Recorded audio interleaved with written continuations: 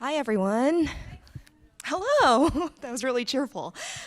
So my name is Shirley. I'm a staff writer at The Atlantic, and I'm so excited to be here tonight for this conversation with Aaron Taylor Johnson, the star and co-writer of the film you just screened, A Million Little Pieces. So please put your hands together and join me in welcoming Aaron on stage. Come on up, Aaron.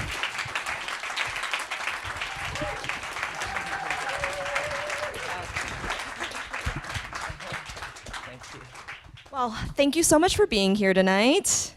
Thank you. It's a real honor to be here. So thanks for inviting me. Yeah, everyone in this room just saw you go through an entire journey. And I wanted to start at the very beginning of this journey.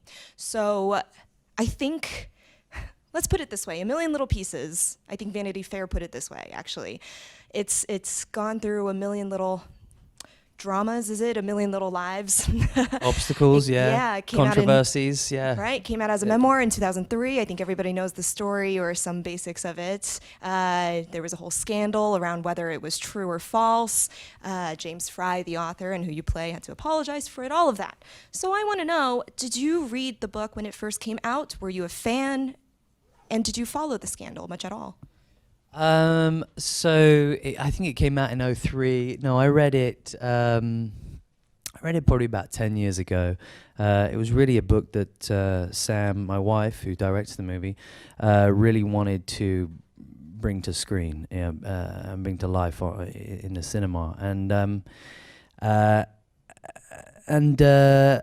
knew of the controversy, but never really dived into that till sort of much later on. And then even then, it didn't really sort of become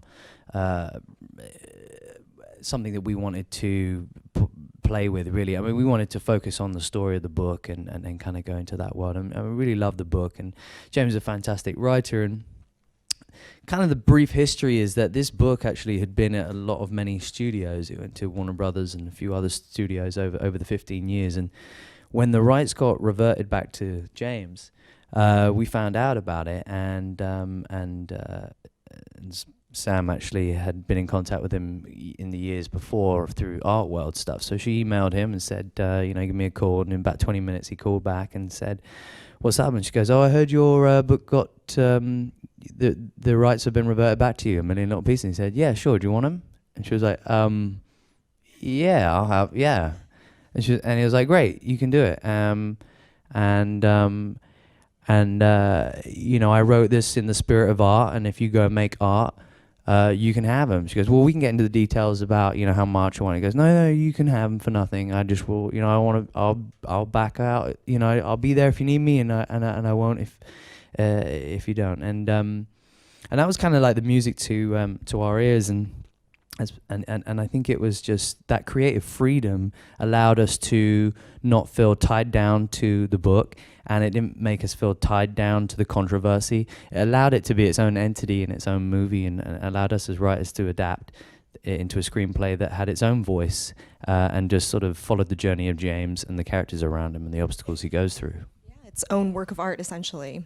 So, like you mentioned, your wife Sam directs this film, and obviously you guys have worked together before on Nowhere Boy, and correct me if I'm wrong, the REM music video, where I think you also perform a lot of your physicality in that. So I want to know, what made what made this role the right one for you guys to work together again? So a couple of things, yeah.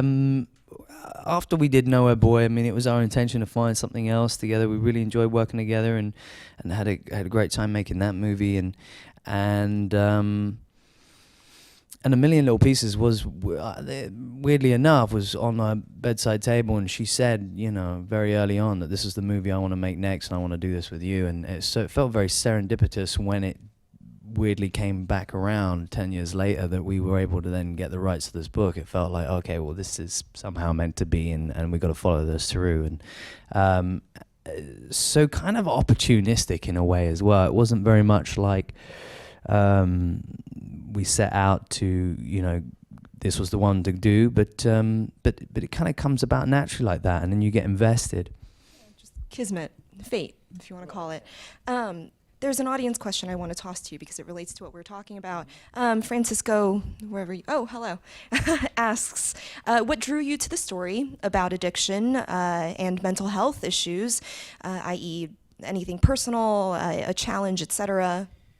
Yeah, I mean, like I said, it kind of came about in its own other way. But yeah, when we dove into it and we took 2 years to write this movie and took time out and didn't jump on any other job, we really kind of immersed ourselves in this world. And to do justice to that kind of environment and that world and those kind of characters, we had to be authentic as possible. And in our research, did we kind of, I spent a lot of time with James. I spent a good 2 years with James. On and off phone calls, went on a road trip with him back to the facility where he went. And in fact, that in itself was incredibly emotional and moving because he hadn't been back to that place since he left. So it had been about 25 years. And it was incredibly informative as an actor, but also as a writer at the time, and to see the environment that he went through, and spent time with his brother and his family. But yeah, I also drew upon people around me, very close to me, who are some are still struggling addicts, some are celebrating sobriety, some have relapsed, and some are sadly not here anymore. So I've kind of seen many different stages of it, and I guess I didn't really, I guess you don't think about it till after you've kind of gone through it or the project's out, and how much it's actually sort of touches many people, whether you either empathize or relate with James, or you relate to his brother, or you relate to the circumstances and the situation. You kind of there's someone in your very close circle who's going through it. So it became a very intimate, emotional story. And in fact, the crew members and some of the other cast and the actors that we went to, which we were very fortunate to get, Billy Bob Thornton and Giovanni Ribisi, Charlie Hunnam, Juliette Lewis, many great actors and fantastic crew members too, because they were touched by the story in some way. So it became very apparent when we were making the movie that this was something that was an emotional journey, an emotional ride, and I had a lot riding on that because I had a lot to do justice to and portray James, and James as well is an interesting character because he's not necessarily a likable character. He's cynical, he's reluctant, he doesn't want to, he's the guy who's like, fuck you, I'm going to do it my own way, I'm a white-knuckle this thing, and it's like, and it was interesting to play that because it's more humanizing and more like actually how we really are, and in certain circumstances when we're not willing to change. And you have people like Bob Frey, who's played by Charlie Hunnam, who is this caring, compassionate, loving, sensitive brother who would do anything for him and pick him out of the gutter and take him. But after a while, it's like he can't even deal with him. He's like, after a while, I'm going to start thinking about myself, and like, really, you're just being a self-indulgent asshole. And it breaks everybody, when you're around those people who are struggling, going through it. There's a moment where you in your depth, the outsider hasn't got the patience anymore, the compassion anymore. So it's amazing to kind of play in those realms and those themes and have that conflict in scenes, Yeah, as much as this is James's story, and it's a very specific story, it's still universal in a lot of ways. And you mentioned going on that road trip with James, going back to the rehab facility.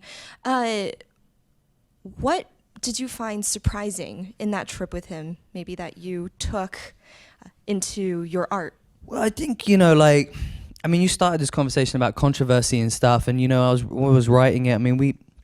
We talked freely and openly about that, and he basically, the book he wrote from as he just wanted to be a great writer, and he wrote it as art, and a lot of it is based on true events.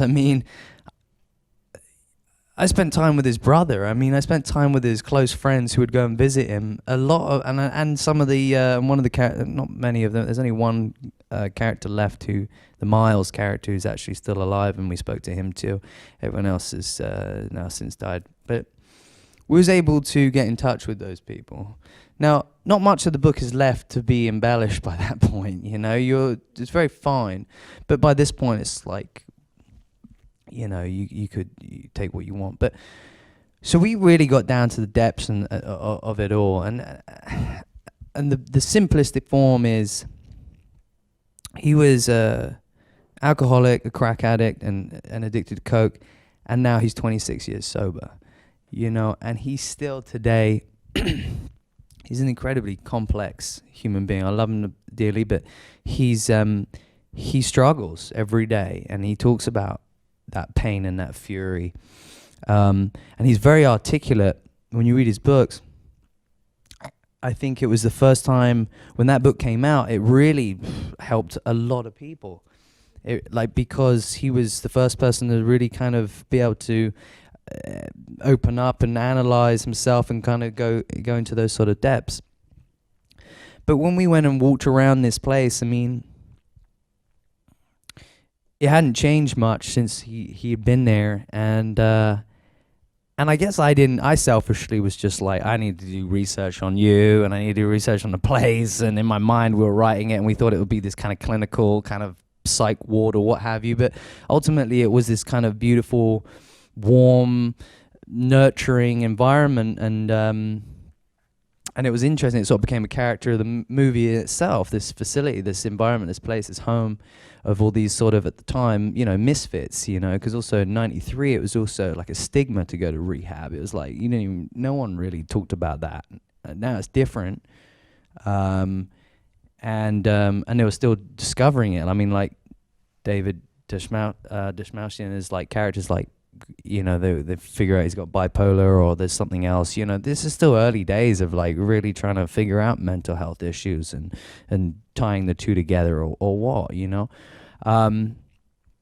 Anyway, we walked around this place, and there was this one moment, and he showed me that we used to go here, and this was and we had some guys with us who were like the founders and the look after the vice president of the facility. I won't say the place, but because it's all private, and you know, sure enough, they sort of were in the same year and back in the day. Anyway, he was showing me around, and then suddenly he stopped. And he stopped talking. I looked back, and he sort of stopped in his tracks, and his eyes started to well up and water. I said, "Are you okay?" And he went, "Yeah, this was the last time I saw Lily. This was when she said I love you and I love her, and we had like a moment here, and that was the last time I saw her." And it was in the cafeteria area, in the corridor, and it was just like, after that day, we had such a deep bond by that point. Like all these characters you see, like once you're in a room and you start going to a depth of vulnerability and opening up and sharing stuff that you've never shared with anybody, you start to have this sort of brotherhood, this bonding thing that just nothing can kind of break. There's this open honesty. And so from there on, it just was able to, you know, something clicked then. And I think for me, I when I think of the controversy and what he went through and the public shaming and everything he's had to go through and still stay sober today, and he's been through many personal things too, but I saw him as someone who really, it was exposed and vulnerable and had to feel comfortable in his skin. So after that, like the first scene that we have an opening scene, and that's pretty much the only way I could try and convey how I felt that I saw James, was just completely exposed and spiraling out of control, and that's kind of how that came about, that first scene, you know. Absolutely. Yeah, it sounds like, and that's something so rare for an actor and for a writer, to be able to develop such an intimate, vulnerable relationship with who they're playing and who they're writing about. I want to start off by asking a little bit about your writing. I read that it took the two of you 18 months to put the script together, and that you could really focus on writing at times for 10 hours, 12 hours, 14 hours. Working together as partners, did you guys develop a system in figuring out who would take what types of scenes, what bits of dialogue? Yeah, no, it's interesting. I mean, I think, yeah, I think the longest stint I did was 14 hours straight sitting, trying to, no breaks. Lots of coffee and, no, but there's many things to it. Firstly, Sam is very visual artist, and she's very she's able to articulate exactly what she wants to see in a scene, and I think that just was everything for any writer, or was just I just needed to get down what she was trying to convey, all the sort of very artistic scenes.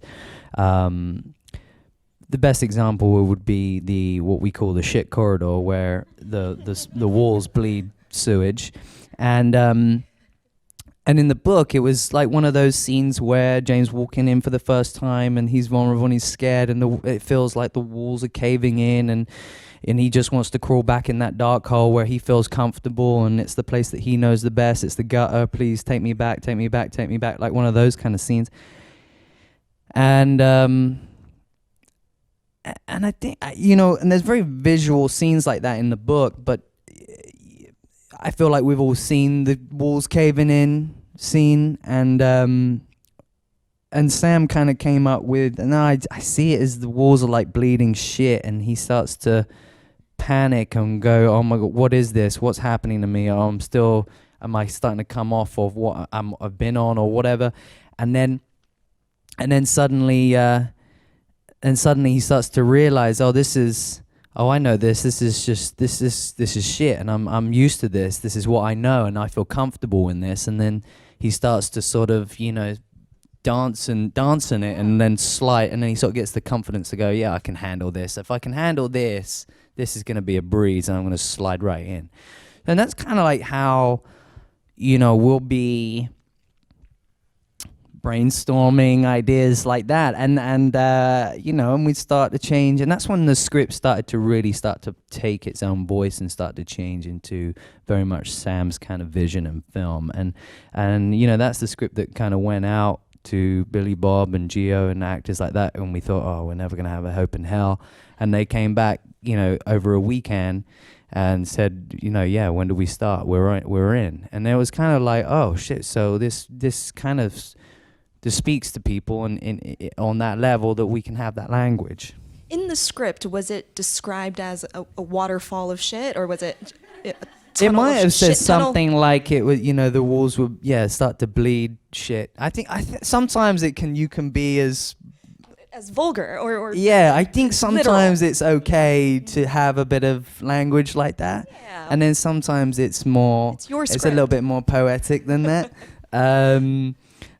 But take us back to set, actually, because I know that this was on a budget of less than $4 million, right? And you guys had 20 days to shoot, and this is we all shot in 20 days, one location. So a set piece, quote unquote, for a film like this that involved a wall of feces, how did that come together? How was it? Right. So it's a good point. I mean, that scene would have been budgeted as special effects. But when we stepped on set, the producers told us we have no budget for special effects. We've somehow lost that in somewhere.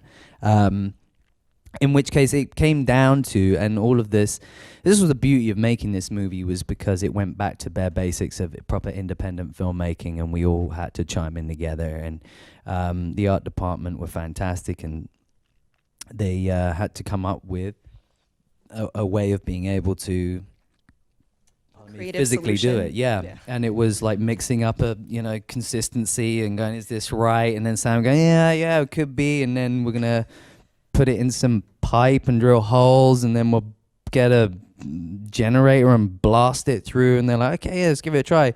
And then and then they'll be like, but bearing in mind you've only got one take to do this, and why is that? I go, once we've done it, we can't clear this corridor up and you know, we're just pushed against time constantly throughout the days because you know we're doing 7 scenes a day for 20 days straight, and so that was it. It was just the one take, and we went for it.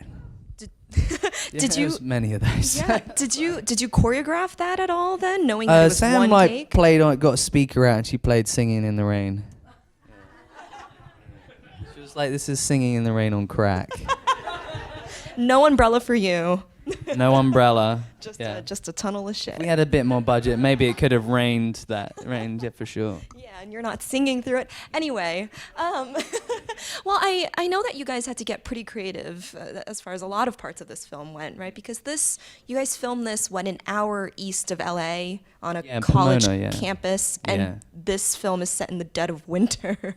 Yeah, it's in the Minnesota. Midwest. It's doubling for Minnesota in winter. I mean, that we had very strong ambitions going into this. Like, we had a script that was about 50 more scenes before we had to cut it for the Bond company. It would have been a good, nice, comfortable 35 day shoot to do what we wanted originally to do. And we would have loved to have shot it in Chicago, and we would have liked to have done many things like that. But like, this is the beauty of filmmaking, and it's the luxury and it's the joy of making films, and we're very lucky and fortunate to be able to be in that business and do it. And is that no obstacle is going to get in your way. Like, nothing's going to shut you down, you know. Our budget went from, well, now you know, it's 4. I don't ever talk like that, but, you know, we were hoping to make it for 8, and slowly it went to 6, and then it went to 5, and then eventually we ended up with 4. And so, you know, but each day we'd be like, that's fine, we'll figure it out, we'll deal with it, it's okay. And then we had to deal with the Bond company, and a Bond company is someone who's going to sign the check at the end of the day, and we're about 2 weeks out, and we basically run out of money on day 20. So, and we already had budgeted for a 30-day shoot, and they just said, it's not possible, come back to us, you got like a couple more days to come back. And we had to shed a lot of stuff. But what that did was, I don't regret any of that, because what that did was like, just took a lot of the flesh. We had to really figure out the skeleton and the story, and you know, there was nothing really left untold that we shot. In fact, some of the scenes weren't even scheduled on the call sheet, because we had to like hide scenes. So for instance, because for instance, we had to cut the airplane scene, because the airplane, we were told to cut the airplane scene. There were many scenes that were cut that were like, oh god, this is gonna be painful. But the airplane scene was the hardest one of all, because if you speak to Sam, you know, it's like, if you go ask anybody who's read the book, they'll be like, oh yeah, the guy who wakes up on the plane has no idea where he's going. So we already had our cinematic beginning, in a way that we could open that would be different from the book, but we knew we still needed that scene. And we're about 10 days in, and we still hadn't got confirmation on the fact that can we buy this plane. And we figured out that 6 seats and a little bit of a roof and a bit of floor would cost about 30 grand. And the only way to do that was if we wrapped an hour early for 5 days straight. Now, we're already like super up against, like, any other shoot I've been on, it would have been we're going over every day for an hour or 2 hours. Sam has never done that. She's always wrapped on time, and then she had to have this challenge of, can I do for 5 days straight, an hour early for 5 days? And she did it, and then I think we finished on Friday. Monday morning turns up, and we've got the plane. And it was one of those moments where the whole crew and cast was like a big, like, woohoo kind of moment, because it was like, this is what we did together, and like, we bought this, you know, piece, and it's going to be for this moment on screen. And the victory is all the more sweet. Yeah, it was super special, and it was one of those things where that we were all in it together. Absolutely. And it was one of those kind of films, you know. Speaking of which, I do have a question from Naima. Hello. About collaboration, which is what we're talking about. Her question is, when involved both in front of and behind the camera, do you find it is best to work with people you know, people you know well / have worked with before, or new collaborators for a new perspective, or a bit of both? So collaboration. Yeah, I think for this, the speed that we had to go, this was great that we already had a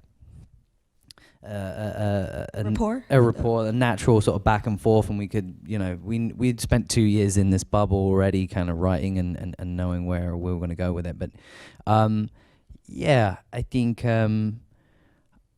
What was the other question about sort of other new people to collaborate with? I mean, do you prefer new relationships so then you have new perspectives? Oh yeah. Constantly. I mean, outside of this, I mean, I'm always wanting to work with filmmakers that I respect and love their work. Because I love learning. I love just kind of growing and evolving and I need to be in the hands of filmmakers that I admire and I trust.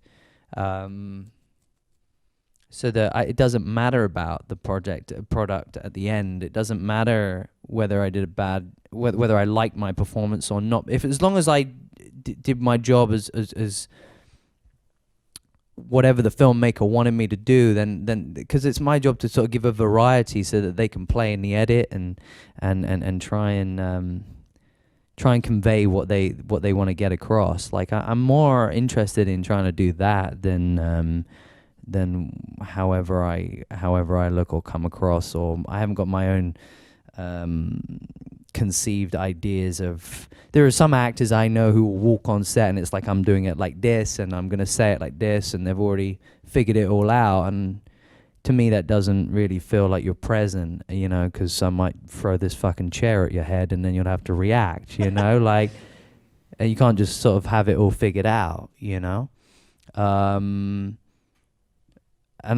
so I think so that sounds aggressive, but I mean, I'm just trying to give an example, because some people get so set in their ways of this is how I'm going to play it.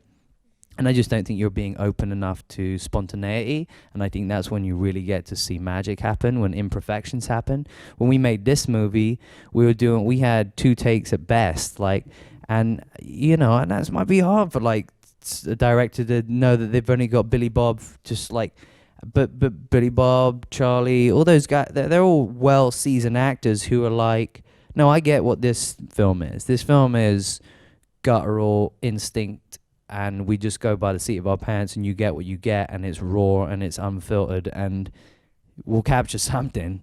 And there's a beauty in that because it's so much more like alive. It's like theater in that respect, There is no room for perfectionism and analyzing and being outside of your body and going, yeah, there's that bit in the middle and I kind of fluffed that line and I just feel like I could do that delivery a bit better, or you can't be there. The moment you're there, you can see it on screen. This kind of film went from studio movies and a studio with possibly bigger budgets, and it ended up in this, distilled kind of independently funded, artistically crafted kind of way. I mean, there are so many compromises and obstacles that came about that kind of made it what it was. It was its own entity. Sometimes you can't fight that as well. But I personally love collaborating with my wife, and Sam I think is a phenomenal director, and I know that may sound biased, but you wouldn't get the sort of cast that we got, and you wouldn't get Jeff Cronenworth, who shot every David Fincher movie from Fight Club to Social Network. You wouldn't get Atticus Ross. You wouldn't get many talented people through the crew and cast who would just admire her and as someone who can convey and articulate what she wants without being condescending, and she's calm, she's optimistic, and she's open, she's a collaborator, and as a director she creates an environment where it feels safe to experiment and explore as an actor. So that's what we were lucky to have, was, you know, and it all comes down from her, you know, and we all there feel free to do the best we can in 20 days, you know. To continue down this conversation we're having about spontaneity versus perfectionism, I want to know a little bit more about that very first scene. I read that was the first scene you shot, or was it on the first day you shot, or? Yep, yeah, it was first day. I heard a whistle out there. That was my introduction to the crew. And even though we co-wrote that idea, it was more. Well, I wrote it in an empty room, and Sam decided to fill it with background extras. And, was there a debate about that, or? I know. Once it's her decision. It's her decision. I turned out. I was like, what it's all these people. She was like, I don't know. I feel like they should be a witness to what's happening. And I was like, oh, fucking hell. You know? When it's about his lack of self-awareness, I guess. But I thought it was, you know, kind of abstract and in a room or something. But what she wanted to do was root it in reality, and then so therefore, you know, it made it even more excruciating and painful to be doing what he was doing. And I think it was one of those things where it was like, this is how we're gonna start the journey of our 20 days of making this movie, and it felt like a pact almost. It was like, I don't know, like it was just like, I'm going to do the best I can to go as far out there as possible, and I put my trust in you guys, and we're in it together. And it felt it felt obviously daunting and scary and vulnerable, but I needed that before I was going to go into the journey of going into the rehab. Like, I needed to be in complete humiliation in order to go through recovery. I needed to start with this jolt. I needed to start there in order to go somewhere else. And I think there's an understanding in that and a craft in that, and there was a respect for that. And like I said, it was daunting. It was really daunting to wear all those different hats, to be producer and writer, and then kind of go.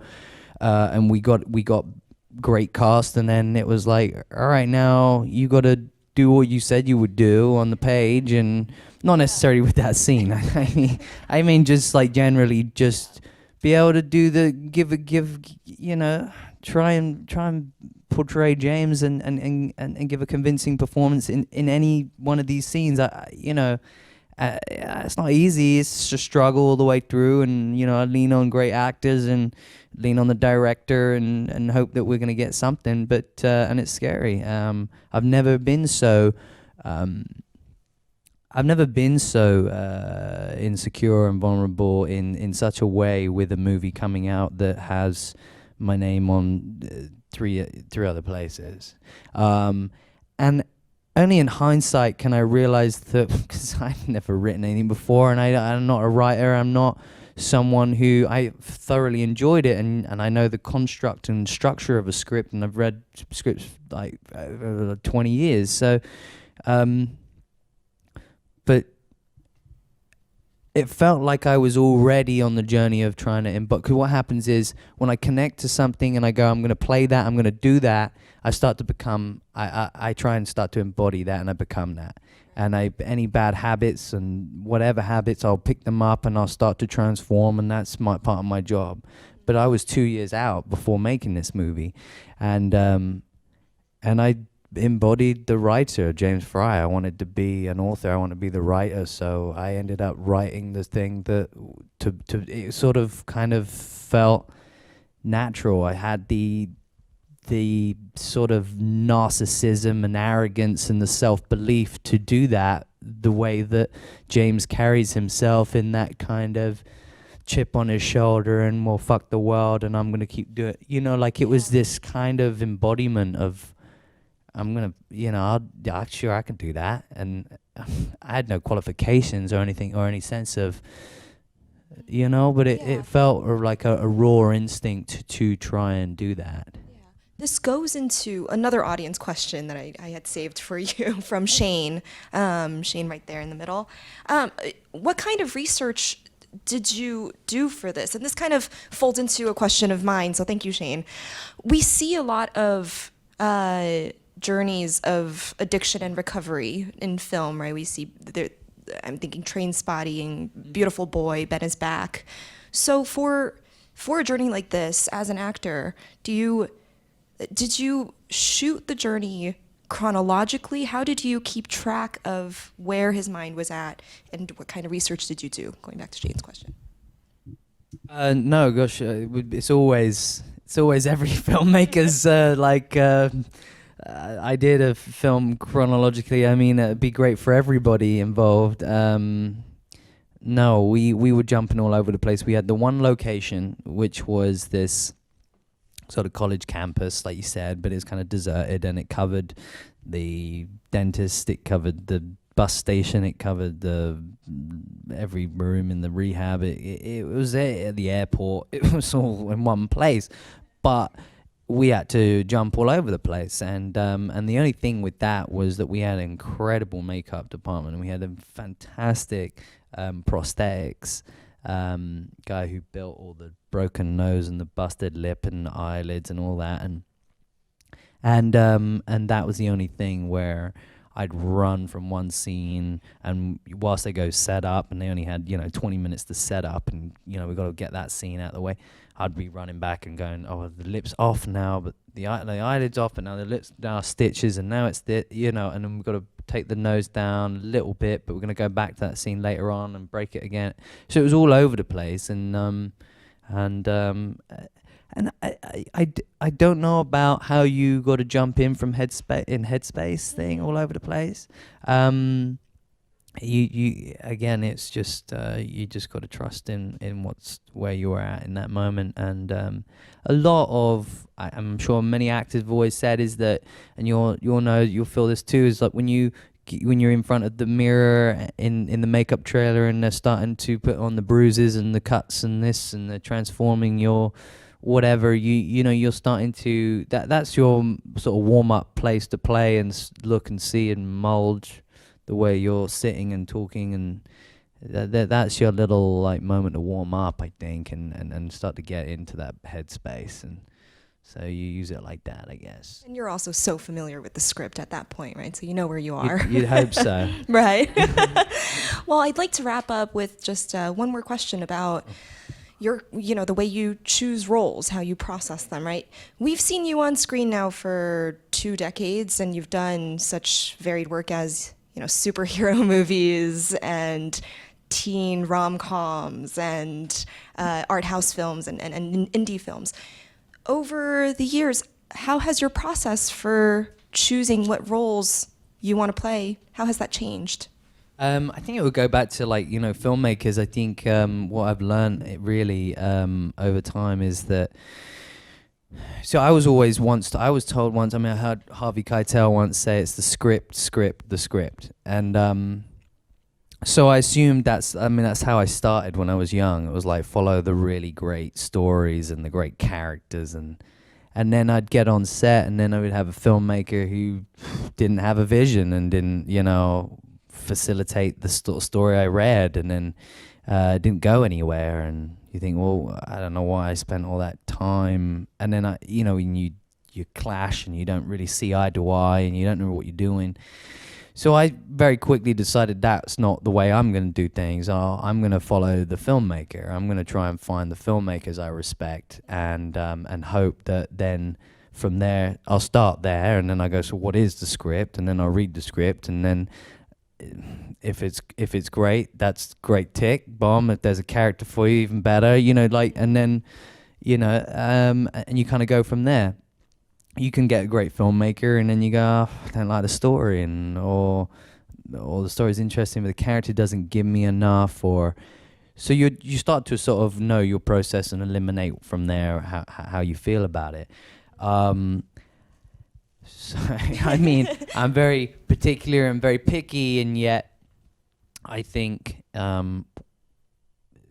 but yet I say that, and only recently have I felt though the shift and change in the industry and in the platforms have really swung everything out in a whole different way. And if, with streaming and everything, not like I really want to get into a whole conversation about it, but and we'll hear another hour. Yeah, and I have no bad. So I think it's actually, I think it's great. It's sort of the material is definitely, I think there's more opportunities, but it's very hard to sort of suss some of those out. And I think, the filmmakers are even trying to figure it out too. So you'll see great filmmakers going to streaming companies and things like that because, well, they get maybe a better budget. And then, so who's really supporting who? So it really, and then also just before that happened, writers all went to TV. I mean, all the great writing and all that all went to TV. So your scripts don't quite, so it's very interesting. Yeah. So you'll notice that then, so when I sort of really started to get into a position where I could have a bit more sort of input or say, or it was all the landscape was constantly changing. And it's not like I'm not opposed to TV, and I think limited series are really interesting now. And I think if you find a good limited series, that's great because I can see the beginning, middle, and end. So. But the filmmakers, for me, you kind of go, well, I'm just going to go on whatever they want to do, their journey. So that's what's exciting for me. Bottom line is Harvey Keitel was speaking in a completely different era, and times have changed. Yeah. And he had Scorsese and many great, they were discovering it too. Aaron, I want to thank you so much for joining me on stage today. Thank you. Thanks for having me out. It's a real honor to be here tonight. Thank you. And thank you all for being here.